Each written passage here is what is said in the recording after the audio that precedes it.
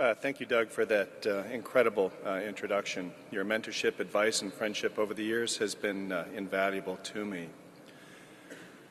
Ladies and gentlemen, members and special guests, welcome to the 61st Annual Meeting of the Congress of Neurological Surgeons here in the nation's capital. I am deeply honored to have had the opportunity to serve you as the 61st President of the Congress. I hope I have represented you well. This year has afforded me the extraordinary opportunity to work closely with so many talented and dedicated individuals across the full spectrum of our specialty, both here and abroad. It has been a humbling experience and made me proud to be a neurosurgeon. First and foremost, I would like to thank this year's Executive Committee. No one can do this job alone. Their creativity, energy, and dedication in carrying out the mission of the Congress has been simply exemplary. I would like to especially acknowledge Drs. Russell Lonser, Ganesh Rao, and Alan Scarrow for taking ideas, concepts, topics, and educational theory and transforming them into this annual meeting. I would also personally like to thank Drs. Jim Rutkin, Paul McCormick, both remarkable individuals who have served as the AANS presidents during my tenure.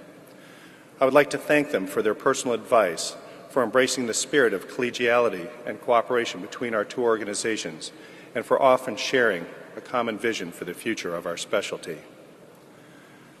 The CNS has invited the Spanish Society of Neurosurgery to be our guest society for this meeting. I must thank Miguel Manrique, President of the Society, and all the members present for this partnership and for extending such remarkable hospitality to each and every one of the CNS members who participated in our joint meeting in Madrid this past May. To serve the organization has been a privilege, for which I must thank all my colleagues at Northwestern for their recognition of the value of volunteerism and unquestioning support this year. There are two very special people I'd like to acknowledge as responsible for my becoming involved with the Congress: Dr. William Buckite, my chairman during residency, and Dr. Hunt Bazier. More than a decade ago, I sat in the audience of the Congress meeting in Boston and listened to Dr. Bazier delivering his presidential address.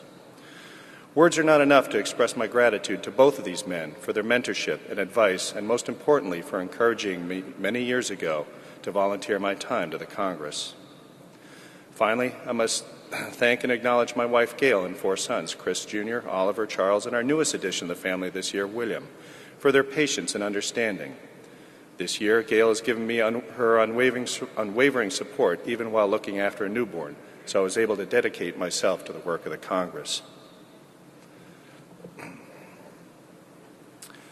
At the turn of the 20th century, as the industrial age was in full swing, our nation was increasingly filled with ceaselessly energetic, innovative, overwhelmingly idealistic, and proud citizens.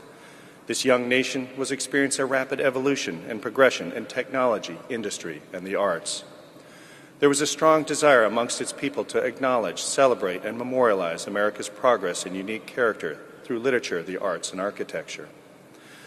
Beaux-Arts architecture expresses the academic neoclassical architectural style taught in the French School of Beaux-Arts. This Parisian school heavily influenced U.S. architects at the turn of the 20th century. The American architect Richard Morris Hunt was the first American to attend the school and was followed by a generation of future architects. Hunt insisted that architects were professionals whose work was as necessary to the growth and survival of society as that of doctors and lawyers. The Beaux-Arts style embraced what they called an architectural parlante, or speaking architecture, referring to the concept of buildings that explain their own function or identity through design, sculpture, or inscriptions. Their inscriptions are widely found today on memorials and public buildings built during that time of great national pride and reflection. In many cases, the inscriptions are selected to echo not only the purpose of the building, but also more significantly for their enduring message and inspirational value. The words written on the Farley Post Office building, designed by McKim, Mead, and White in 1912 and adapted from Herodotus, are well known to this audience. Neither snow, nor rain, nor heat, nor gloom of night stays these couriers from the swift completion of their appointed rounds. Importantly, these architectural inscriptions often represent a rich literary and historical archive. When considered broadly, it can be said that they embody and memorialize the essence of a unique American character, feelings, ideals, and identity. They reflect the diversity of issues facing our nation at that time: freedom, justice, war, history, education, and commerce. They are drawn from significant written and spoken words that have resonated throughout Western history. It is through a few of these inscriptions that my comments this morning are framed. With some, I have a personal connection, others not. But when viewed in the context of our profession, I feel that they each carry enduring messages for all members of our specialty regarding questions that we face daily about individual value, truth, integrity, duty, knowledge, and unity. Together, these important elements lend the neurosurgeon that which is most central and important to us: our personal and professional identity. I would like to touch on these elements in more depth in the context of our profession as it stands today.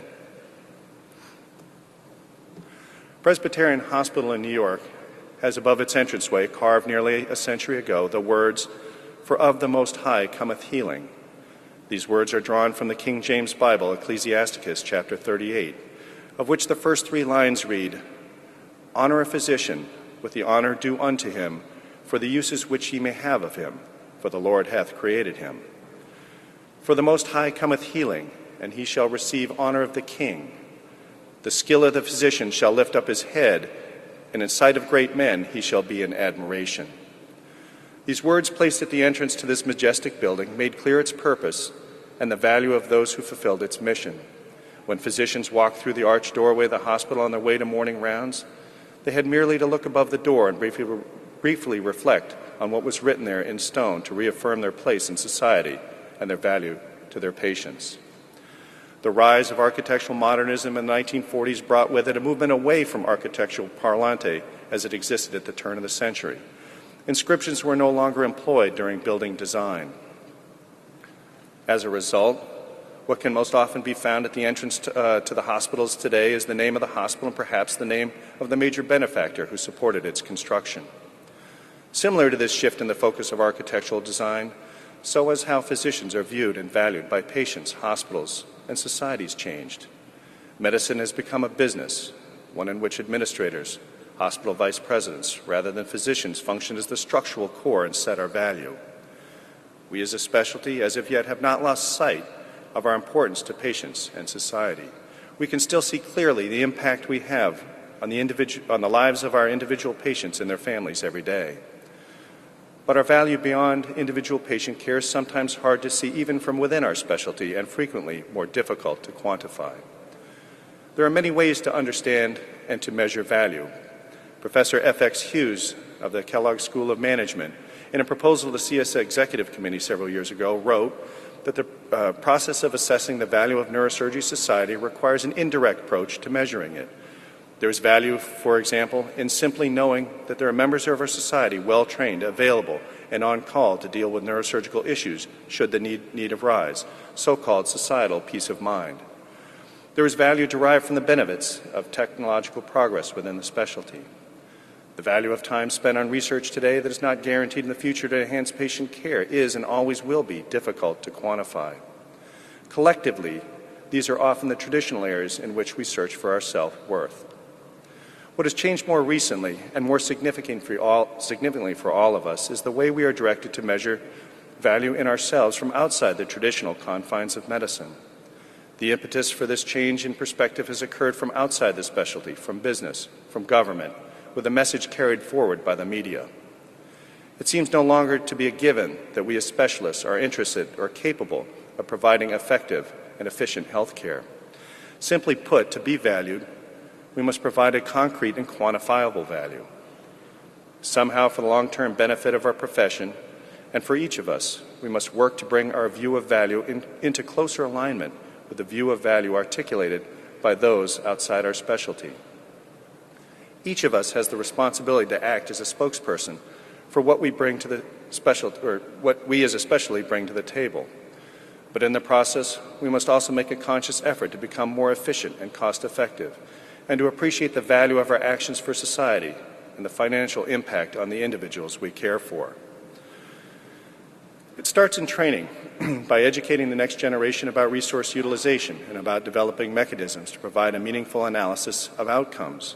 Many in hospital-based practice have been or will be exposed to a DRG-based hospital analysis of an individual practice as compared to your peers. It can be an eye-opening experience and at the same time useful if accepted in the proper frame of mind. Specialty-driven efforts directed at practice guidelines and evidence-based treatment algorithms can provide the larger framework within which efficient and cost-effective health care can be delivered. Further, we must embrace efforts to analyze and quantify the cost of defensive medicine as it relates to the bigger issue of liability reform and its impact on the overall cost of health care. When all these things are considered in aggregate, they will likely begin to address the misperceptions surrounding our social value as a profession. We must not, in the process, let the current climate negatively impact our medical responsibilities to our patients. It is clear that the time to change and adapt has arrived, but it should be on our terms, keeping in mind that much of the criticism of today is written on paper, but that our true value is carved in stone. In the words of Socrates, the unexamined life is not worth living. Early in my educational journey before neurosurgery, I was exposed to a similar motto that has struck with me from my adolescence: dare to be true. For current students, faculty, and graduates of Milton, this shared motto not only states a core value, but also describes the culture of their academic community. That a vital and effective community is built on the integrity, self-confidence, honesty of the individuals in that community, on shared respect and open exchange of ideas between those individuals, and on the creation of an environment that fosters an atmosphere of intellectual freedom and encourages individual initiative. The vitality of this community depends upon the assumption that these core values are shared by its members. Unfortunately, we're not practicing medicine on the campus of a New England prep school, but rather in an environment in which there is a steadily increasing criticism that calls into question the personal and professional integrity and honesty of physicians. These criticisms, which have been widely circulated in print and emanate frequently from this very city, center around physician-industry relationships and the validity of medical research or patient treatment recommendations because of the presence of financially linked bias. Mark Twain once said, "A lie can travel halfway around the world while the truth is putting on its shoes." It's imperative for the survival and future of our specialty that this single issue is dealt with immediately, effectively, and to the only acceptable outcome to us and the public. That in the final analysis, our patient care, our research, our journals and publications, and our educational processes are unimpeachable and reach the highest standards of academic and professional integrity. Only with complete trust in the individuals who constitute the specialty can the public believe in the value of our care and the value of our scientific contributions now and in the future. It is written in the Princeton University Rights, Rules, and Responsibilities Handbook that the ability of the university to achieve its purposes depends on the quality and integrity of the work that its faculty, staff, and students perform. Academic freedom can flourish only in a community of scholars which recognizes that intellectual integrity, with its accompanying rights and responsibilities, lies at the heart of its mission. Observing basic honesty in one's work, words, ideas, and actions is the principle to which all members of the community are required to subscribe. We must individually embrace, personally, professionally, and as a specialty, the measures that are necessary to attain this vital objective. Adapted from Aristotle's Ethics, W.D. Ross has written that there are very specific, innate duties that constitute our integrity as individuals. These duties include fidelity, reparation, justice, beneficence, self-improvement, non-malfeasance, and gratitude. From a recognition, understanding, and acceptance of these duties flow principles of behavior that can translate into the highest levels of integrity.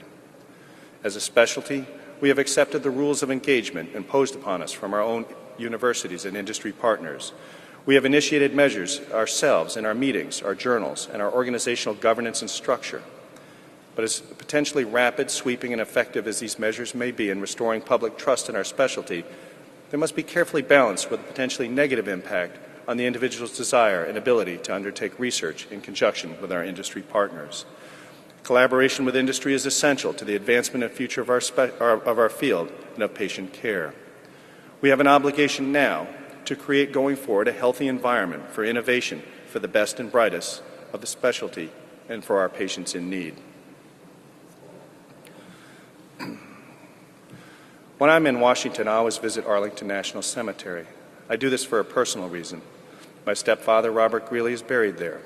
He had a long and distinguished career in the U.S. Navy, retiring as a commander. It was always his wish to be laid to rest in this place of honor, our country's most sacred shrine. I usually walk down from the entrance gates to the far south corner of the cemetery in the shadow of the Pentagon along Patton Drive, where his gravestone is placed, identical to the ones that surround it. Walking back along drives named for McClellan, Roosevelt, Wilson, Farragut, brings me past a site in Arlington that has also given me reason to pause, the Confederate Monument. World-renowned sculptor Moses Ezekiel, a highly decorated veteran of the Confederate Army, completed the Confederate Monument in 1914. Standing atop the 32-foot monument is the figure of a woman representing the South. Her head is crowned with olive leaves, a symbol of peace, and her left hand extends a laurel wreath toward the South, an acknowledgement of the sacrifice of her fallen sons.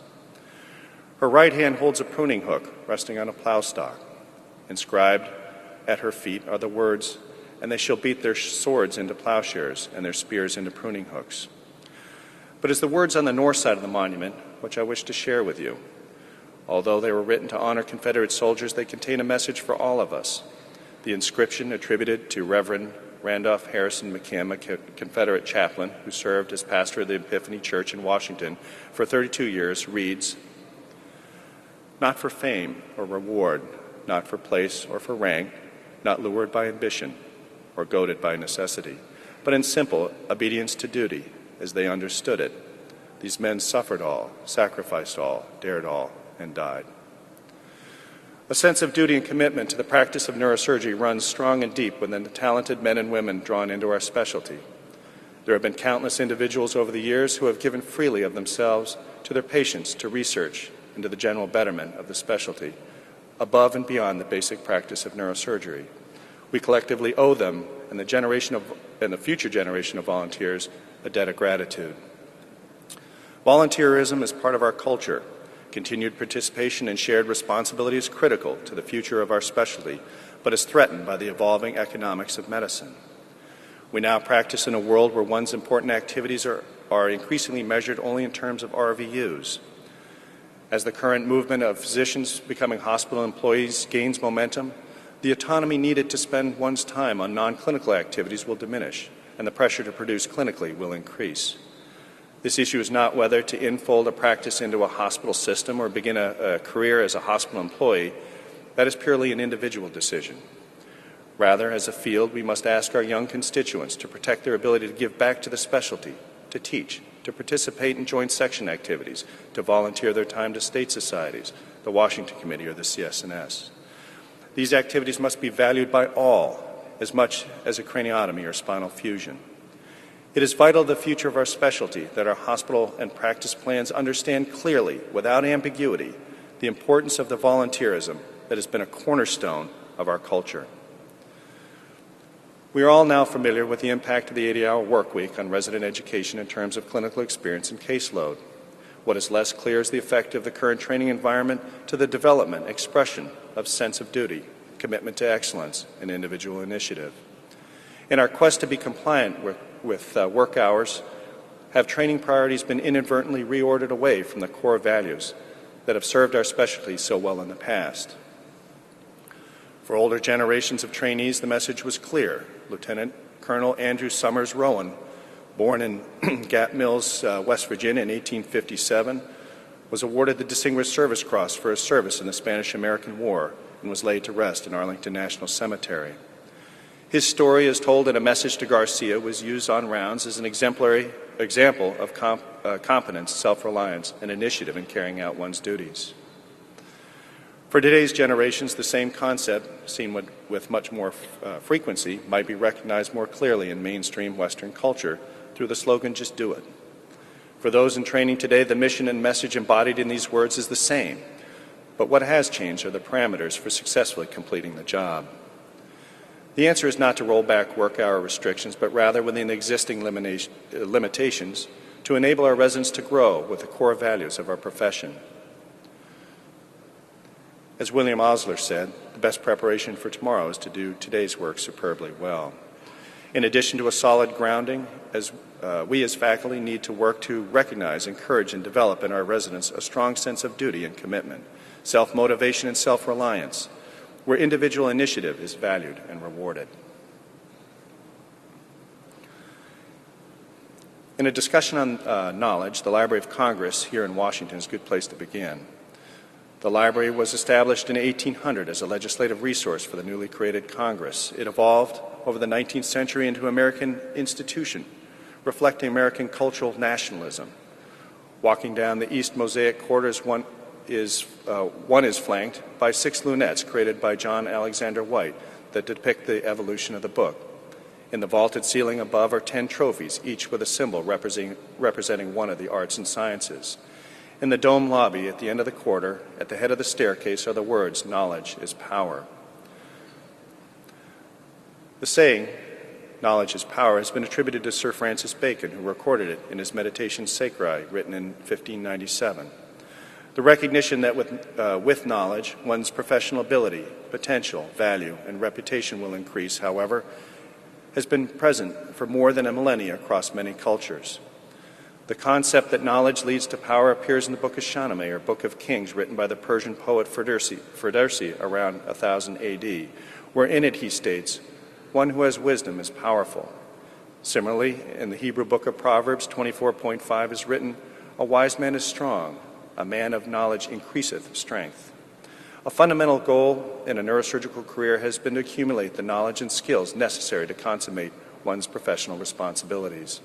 Over the years, residency training and post-residency education have evolved methodically to allow trainees to successfully meet this fundamental goal. Yet recently, in the process of training residents, educational experts, both within neurosurgery and from other specialties, have come to question the methodology of that training in the context of a public that has increasing expectations for the safety and quality of the health care they receive. This interest and concern has resulted in a potential paradigm shift in the modeling of resident education away from a traditional time-based curriculum to one based on the trainee reaching specialty-defined clinical competencies and each training domain defined as a milestone. This model builds upon the ACGME Outcomes Project introduced in the 1990s, which required residents to master 6 general competencies. It has been increasingly recognized that the acquisition and application of knowledge is not only a dynamic process, but also very individualized. It is now assumed that the rate of assimilation and application of knowledge and skills into practice for any individual is variable, and that although trainees may reach their milestones at different rates, it is the outcome that really matters. Neurosurgery has traditionally been a late adopter of change, but similar to the recent introduction of the boot camp for PGY1 residents, the educational leaders in our specialty have recognized the current need and future value of evolving the training format. Senior Society and the ABNS and RRC are now, as a first step, creating a matrix for neurosurgery residents. As a specialty, we should collectively embrace this evolution in training. Perhaps the bigger challenge before us as a specialty is in what comes after we complete our training. Education is less structured, the time available to acquire knowledge is limited, and our professional focus changes. We strive to live and learn in the context of a real world defined by the rapid introduction of new technology and new techniques. In the 21st century, we can expect ourselves or be expected by others to accelerate the pace with which we incorporate advances in information and technology into our clinical practices. As it appears now, there are likely to be several learning cycles that occur during our professional lifespan. So how should we approach this going forward? Psychologist Carl Rogers once stated the goal of modern education very well. The only man who is educated is the man who has learned how to adapt and change, the man who has realized that no knowledge is secure, and that the only process of seeking knowledge gives us a basis for security. The goal of education, if we are to survive, is the facilitation of change and continuous learning.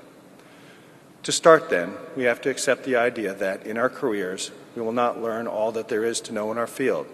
In a modern education paradigm, a surgeon does not achieve expert status, but continues to strive toward that endpoint throughout his career. The process by which we acquire knowledge then becomes the central focus. The adoption of the process of maintenance of certification, the development of educational products such as SANS, and investment in outcomes entities such as NPA are the first early steps in recognizing the need and creation of a continuous structured lifelong learning process.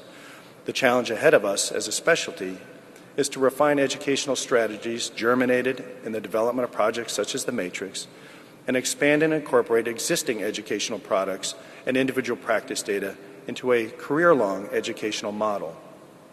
It should be comprehensive and outcomes-driven, including lessons learned not only in residency and fellowship, but from a lifetime of practice. In 1822, James Madison, the principal architect of the Constitution, wrote, "Knowledge will forever govern ignorance, and a people who mean to be their own governor must arm themselves with the power which knowledge gives." The total cumulative knowledge and skills acquired during our professional lives and the process by which each of us progresses professionally from an early learner toward an expert in our fields lies not only at the core of our success and power as individuals, but will ultimately ground the reputation of and respect for our specialty as a profession.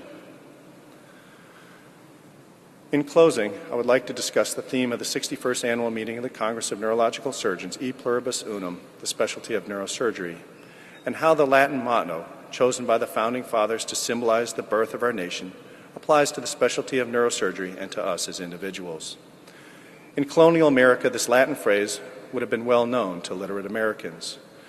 On the recommendation of Dr. Franklin, Mr. Adams, and Mr. Jefferson, E Pluribus Unum was incorporated into the Great Seal to reflect not only the unification of the original 13 colonies, but also to represent the creation of a new nation, joined despite all differences in a common cause, out of many one.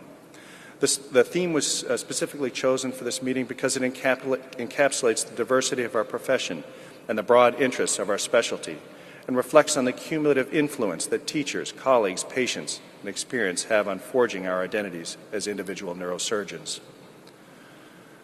Harvey Cushing acknowledged very early on at the birth point of neurosurgery the unique nature of this specialty and the character of its surgeons.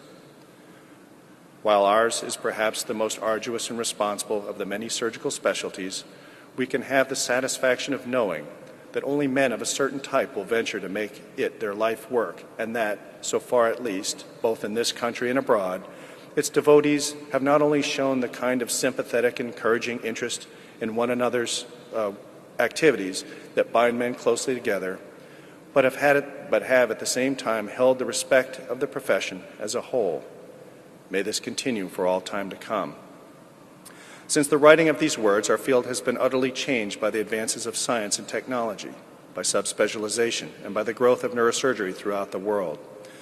It would be easy for neurosurgeons, and as a consequence the specialty at large, to diverge, to break up, for us to become spine surgeons or endovascular neurosurgeons.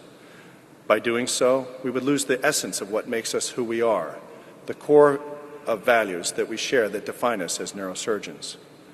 Going forward, rather than solely identifying ourselves by our subspecialty interests, wouldn't we be better served to be defined first as neurosurgeons by our core values, by honesty and integrity, by our sense of duty and commitment, and by our knowledge and wisdom? Wouldn't we be better served, yet even more, to have our actions viewed more broadly, as reflected in the words written by Alfred Lord Tennyson, to strive, to seek, to find, and not to yield? These measures of character and identity have stood the test of time. They have been memorialized in inscriptions and mottos carved in stone, written in plain sight for all to see. It is left up to us individually and as a field, then, if we choose to read these words, to understand their message in the context of our lives, and to apply them in the end to the benefit of ourselves, our patients, and our specialty. Thank you.